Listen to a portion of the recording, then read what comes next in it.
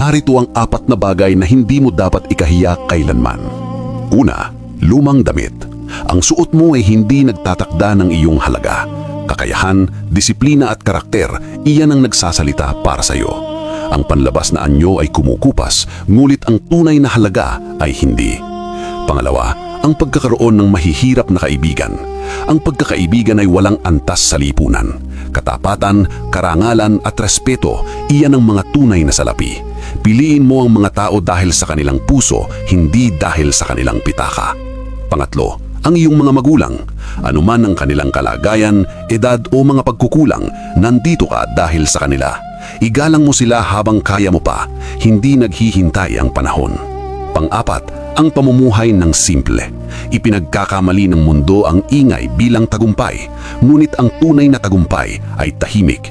Hindi ito kailangang ipagmalaki, kailangang isabuhay. At narito ang pinakamahalagang bahagi. Itigil mo na ang paghahabol ng pagkilala mula sa labas dahil ang mga pinakamalalakas na tao ay iba kung kumilos. Sila ay namumuo sa katahimikan, namumuhay sila ng may layunin at hinahayaan nilang ang resulta ang magsalita para sa kanila. Kung naiintindihan mo ito, inihiwalay mo na ang iyong sarili sa karamihan.